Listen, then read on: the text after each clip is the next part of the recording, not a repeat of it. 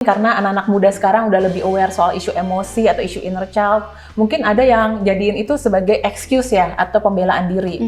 Aku tuh nggak bisa dikerasin, soalnya aku tuh punya isu inner child gitu, kayak aku tuh nggak bisa ditekan-tekan kayak gitu. Nah jadi kita perlu sadar kalau masih pakai excuse inner child, berarti memang makin butuh dibantu nih, atau makin butuh memproses itu.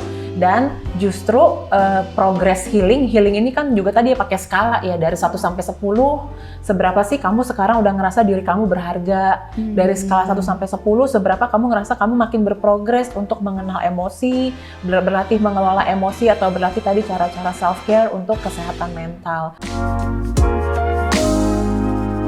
Nah, jadi di sini aku mau tanya-tanya nih seputar inner child nih ke Selda sama Mbak Anas. Jadi mungkin kita bisa langsung aja nih.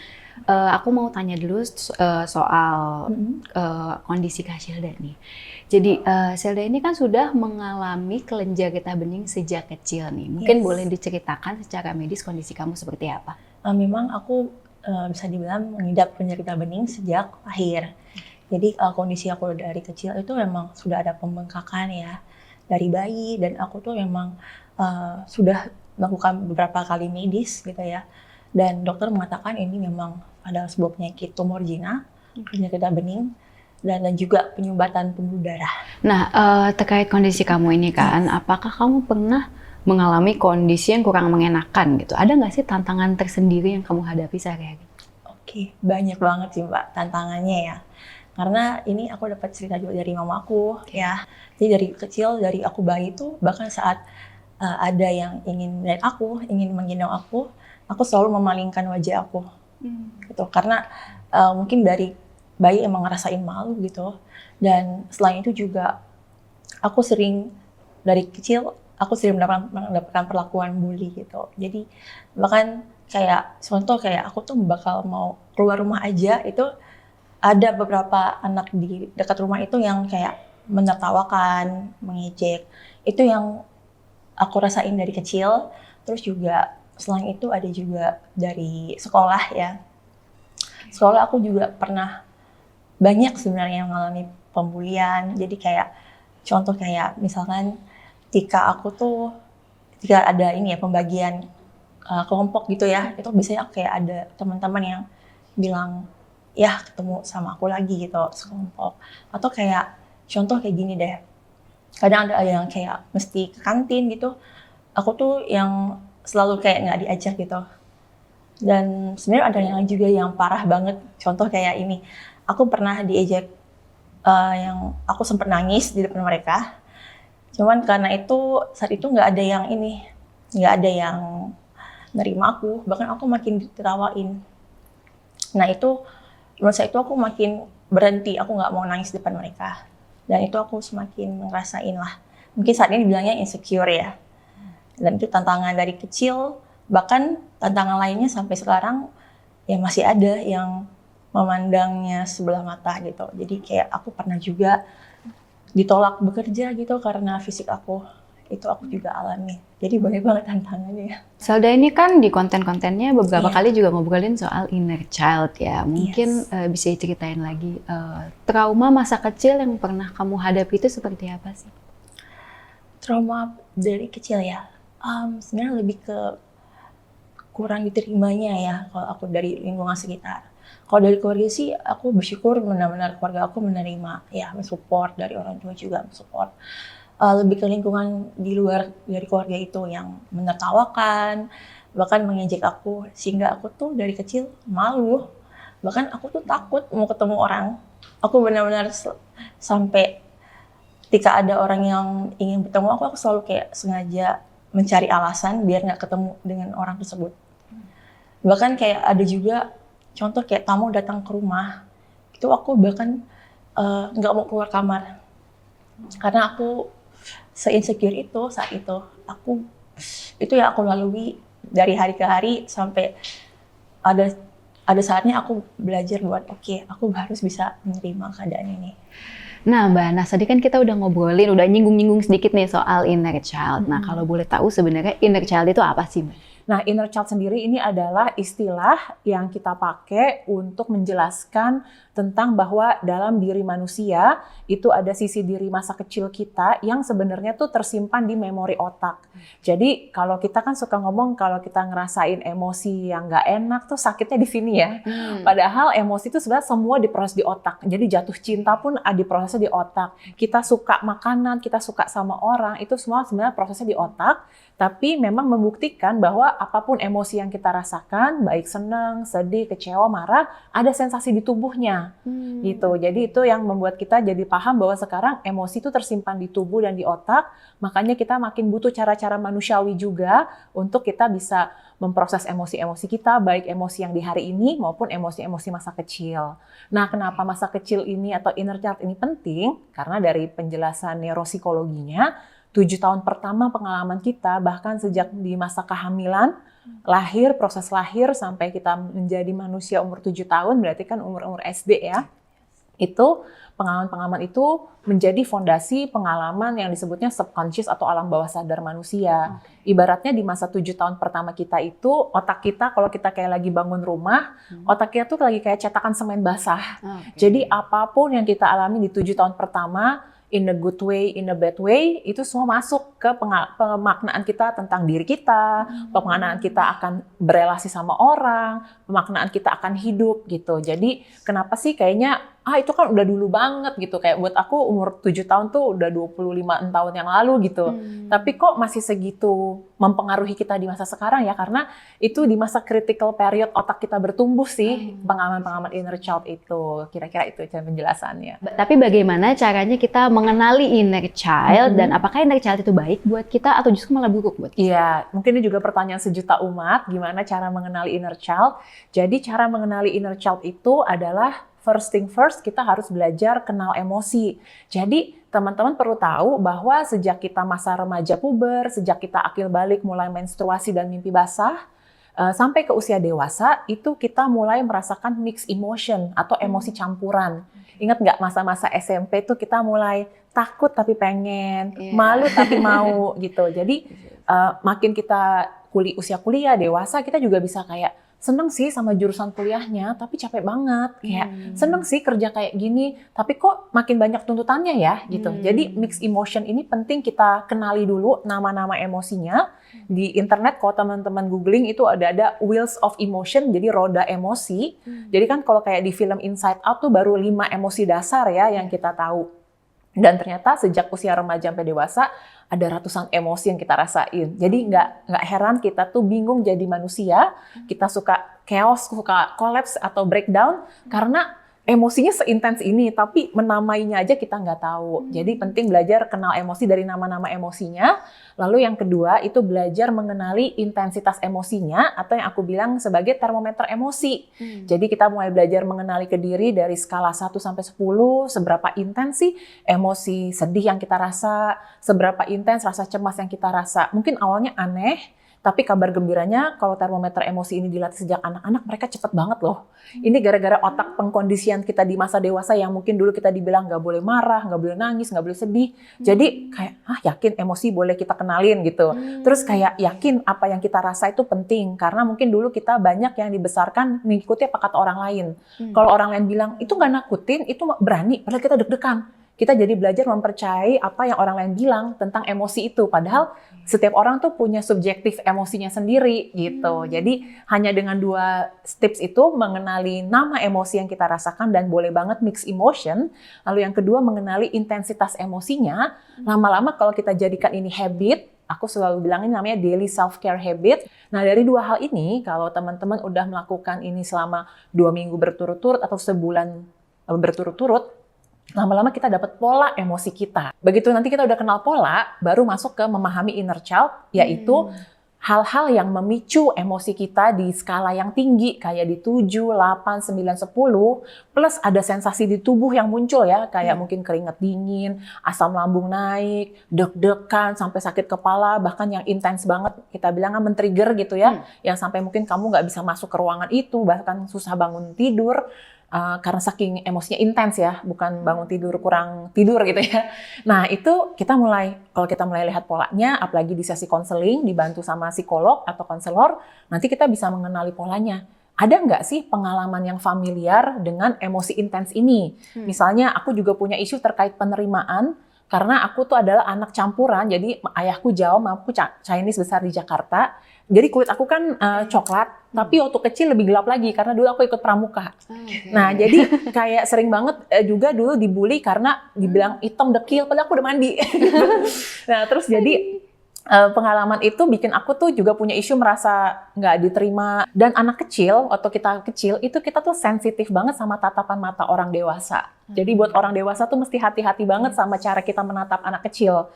Karena tanpa kata-kata pun anak kecil berasa kok diterima apa enggak, ya nggak sih? Yes, Nah, pengalaman itu bikin aku selalu deg-degan, bahkan sampai masa kuliah gitu ya, umur 20-an. Kalau dulu di tempat aku kuliah tuh kayak ada hall yang tempat orang suka nongkrong nunggu. Dan kalau aku suruh jalan di tengahnya, aku akan milih jalan lain yang jauh. Karena ya kan, karena aku ngerasa semua mata ngeliatin aku deg-degan kayak nggak apa-apa di jalan lebih jauh keringetan, yang penting aku nggak deg-degan ngeliatin mata yang menatap aku itu rasa sangat mengancam, sangat threatening dan gak nyaman. Oke deh. Nah ini kan berarti kan inner child sama kehidupan dewasa itu kan berarti interrelated lah ya gitu. Berarti seberapa besar sih pengaruh inner child terhadap kehidupan kita saat kita dewasa? Iya, karena dari background pendidikan aku sebagai psikolog klinis anak dan remaja, pengalaman masa kecil itu ngaruh banget ke masa dewasa gitu. Tapi kabar gembiranya healing is possible sih. Pemulihan sangat mungkin gitu. Nah, ngaruhnya tuh kayak gimana? Karena tadi pengalaman di 7 tahun pertama kehidupan kita, walaupun masa-masa selanjutnya. Jadi bukan berarti kalau nonton ini, oh yang penting ngasuh anak umur sampai 7 tahun ya, abis itu aku tinggal gitu ya. Nggak gitu juga. Tapi itu masa-masa yang penting lah ya. Bahkan dari penelitian neuropsikologi zaman now, itu ditemukan bahwa otak manusia itu baru matang, terutama di area jidat jenong yang depan nih. Area namanya kita bilang prefrontal cortex, bagian untuk ngebantu kita membuat perencanaan jangka panjang, membantu kita untuk lebih bijak, nggak impulsif gitu. Itu baru matang di umur 24-25. Dengan catatan dilatih. Kalau kita dalam hidup biasa membuat keputusan-keputusan kecil. Jadi kalau sampai umur 25 nggak pernah bikin keputusan buat diri sendiri, selalu orang tua yang bikinin, selalu ngikutin apa kata orang, ya walaupun umurnya 25 atau 30, mungkin otaknya masih immature kayak remaja. Gitu. Berarti gede banget ya pengaruhnya inner child juga gitu kan? Iya. Apalagi terhadap decision making itu ya? Iya, dan parenting orang tua. Kita kan dulu manusia tidak punya kemampuan untuk memutuskan hidup ya.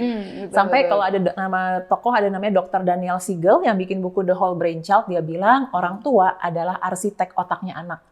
Gitu. Jadi kalau tadi dengar sedikit cerita Selda bahwa dia bisa ada di sini hari ini, itu karena orang tua dan komunitas terdekatnya mensupport ya. Walaupun lingkungan sekolah yang sekarang juga banyak kita bahas soal bullying di sekolah ya, itu kan lingkungan terdekat anak juga. Kita habisin 7-8 jam di sekolah loh tiap hari. Jadi kan 50-50 sama di rumah ya. Jadi kalau sekolahnya masih belum bisa memahami emosi, memahami kekerasan emosi, bullying dengan tepat, ya nggak ada gunanya ilmu parenting dikoar-koar di rumah, tapi di sekolah dirusak lagi gitu. Jadi, atau sebaliknya, ada yang sekolahnya guru-gurunya lebih empatik, tapi di rumah setiap hari melihat kekerasan aja udah menjadi trauma, apalagi mengalami kekerasan. Jadi ya, intinya kita semua perlu menjadi pribadi yang berlatih mengenal emosi, memulihkan trauma kita, karena kita semua satu generasi ngalamin trauma, nggak ada orang yang nggak punya trauma, tinggal tingkat intensitasnya, lalu kita berlatih menjadi diri sendiri yang lebih welas asih, empati ke diri, supaya kumpulan manusia-manusia ini bisa jadi masyarakat yang juga saling punya kemampuan welas asih yang lebih baik ya, gitu. Oke. Nah, Mbak Anas, gimana sih caranya kita memaintain atau ya menangani inner child kita tanpa kita tuh mengganggu orang sekitar kita dengan sikap atau respons kita? Iya, aku agak aware nih pas kemarin baca pertanyaannya. Mungkin teman-teman bisa ngalamin karena anak-anak muda sekarang udah lebih aware soal isu emosi atau isu inner child. Mungkin ada yang jadiin itu sebagai excuse ya, atau pembelaan diri. Aku tuh nggak bisa dikerasin, soalnya aku tuh punya isu inner child gitu, kayak aku tuh nggak bisa ditekan-tekan kayak gitu. Aku pun pernah melewati fase itu ya. Karena memproses diri, pemulihan itu proses ya, seperti tadi Selda bilang. bilang mirip kayak analoginya tuh menurut aku ya kayak proses dari kepompong jadi ulet jadi kupu-kupu, itu is a proses. Jadi kita juga nggak bisa langsung kayak lu harus sembuh kayak gue dong. Oh, nggak bisa, journey tiap orang beda-beda. Nah, jadi kita perlu sadar kalau masih pakai excuse inner child berarti memang makin butuh dibantu nih atau makin butuh memproses itu. Dan justru progress healing ini kan juga tadi ya pakai skala ya dari 1 sampai 10. Seberapa sih kamu sekarang udah ngerasa diri kamu berharga? Dari skala 1 sampai 10, seberapa kamu ngerasa kamu makin berprogres untuk mengenal emosi, berlatih mengelola emosi atau berlatih tadi cara-cara self-care untuk kesehatan mental. Nah, kalau kita ngerasa, ya aku masih baru memulai perjalanan atau masih awal banget, ya sangat wajar kayak apa yang kita lakukan tuh mengganggu orang lain. Aku belajar untuk juga hidup profesional sambil memproses psikologis diri gitu ya, healing sambil bekerja. Kan aku nggak bisa ngomong ke orang, sorry ya tadi aku tuh anxiety attack, jadi aku tuh kayak 5 jam di tempat tidur doang. Tapi aku bilang kayak mohon maaf, tapi saya akan perbaiki atau saya akan bantu gimana mereschedule apa segala macam. Jadi kita juga kayak punya 2 kaki nih, kayak satu kaki kita berlatih jadi adult, jadi orang dewasa, yang mana nggak ada sekolah juga nih buat jadi orang dewasa. Dan semua orang bilang adulting is hard gitu ya. Satu sisi lagi kita cicil-cicil membereskan isu-isu emosi inner child kita gitu. Nggak semua orang ini bisa afford therapy kan, because for some people therapy is expensive ya gitu. Nah, kalau dari Mbak Ana sendiri nih, ada nggak sih cara yang bisa dilakukan oleh mungkin Kak Selda atau perempuan-perempuan lainnya nih untuk memahami dan meng-acknowledge inner child mereka di tengah emosi yang berkecamuk nih di dalam diri kita? Jadi kalau ada keinginan untuk mau memproses inner child, biasanya tuh juga prosesnya udah panjang sih. Nggak semua orang juga udah pengen memproses inner child. Ada juga yang ngomongnya, nggak penting masa lalu, yang penting masa depan. And then kita respect juga orang yang kayak gini. Karena kan ini journey tiap orang ya. Kita nggak bisa memaksakan setiap orang untuk ubek-ubek masa lalunya di saat dia belum siap, di saat dia nggak punya resource, atau hidup yang sekarang aja survival mode banget. Nah, cara bertahap yang bisa dilakukan mandiri adalah lakukan self-care dulu. Sama, kalau kita lagi dalam kondisi kesehatan mental yang lagi sangat down, sangat turun, tidak baik-baik aja, bahkan sudah ada pemikiran untuk mengakhiri hidup, atau kita dalam relasi yang membuat kita mempertanyakan keberhargaan diri kita, lalu hidup dengan intensitas emosi tadi 1 sampai 10, 9, 10 tuh ketakutan terus tiap hari, nggak mungkin orangnya mau memproses inner child. Fokusnya adalah gimana kamu bisa hidup hari ini, besok, yang hari-hari ini bisa ngerasa lebih tenang dalam hati, bisa ngerasa napasnya tuh lega, itu aja dulu. Boro-boro ngomongin damai, enggak, surviving dulu gitu sampai di satu titik udah lebih oke. Nah, kalau udah lebih oke, dia udah lebih pulih gitu ya. Kayak kita kan kalau udah kehabisan napas di laut, ya udah minum dulu, tenang dulu, baru ketika nanti ada gimana supaya hidup saya lebih makin damai dari dalam atau lebih enak gitu secara emosi dan mental health. Sebenarnya inner child tuh nggak cuma mengalami tentang bullying ya. Gimana caranya kayak apalagi kita anak muda ya, yang berproses, terus juga kita ngelihat lingkungan sekitar yang sering ngebanding-bandingin gitu ya. Dari sosial media juga nggak habis-habis ya gitu sosial medianya. Gimana sih apa yang mesti dilakukan supaya kita sebagai anak muda tuh bisa percaya diri, terus juga bisa awal berdamai dulu, kemudian percaya diri. Itu gimana sih Mbak ya? Oke, wah ini pertanyaan yang bagus banget juga. Dan salah satu tips mengelola inner child maupun kesehatan mental adalah berlatih namanya healthy boundaries atau batasan yang sehat. Mau nggak mau, sebelum bisa berdamai atau sebelum bisa percaya diri, malah menurut aku latihan healthy boundaries dulu. Kuncinya 2, self-care emosi dengan beragam cara tadi maupun healthy boundaries. Healthy boundaries itu macam-macam ya, jadi membuat batasan sehat secara emosi psikologis bisa dari sederhana batasan waktu. Nggak bisa dipungkiri, kondisi kamu ini kan bisa mempengaruhi kepercayaan diri ya, tadi kamu juga seperti yang kamu bilang gitu kan. Nah, gimana cara kamu bisa mencintai dan menerima diri sendiri dan ya membangun kepercayaan diri itu? Oke, bagaimana bisa mencintai diri sendiri ya? Kalau aku yakin ketika kita bisa menerima tuh saat kita bisa bersyukur dari hal-hal kecil, hal-hal yang ada saat ini ya. Kalau apapun kondisi saat ini, maupun mungkin kita bilang, mungkin saat ini ada yang bilang nggak bisa ya bersyukur.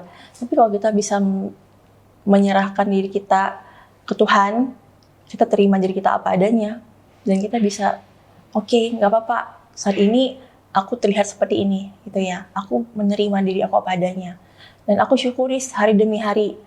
Nggak apa-apa hari ini mungkin aku seperti ini, gitu ya. Dan bagaimana membangun rasa percaya diri ketika aku semakin dekat dengan Tuhan. Ya, aku semakin mengenal diri aku berharga dan aku belajar buat melatihnya setiap hari ya. Seperti kayak aku sebagai content creator, aku selalu latih diri aku apa yang menjadi kelebihan aku coba untuk improve, dan kalau memang ada kekurangan aku bakal juga latih hari demi hari. Itu yang sebenarnya membangun kepercayaan diri aku.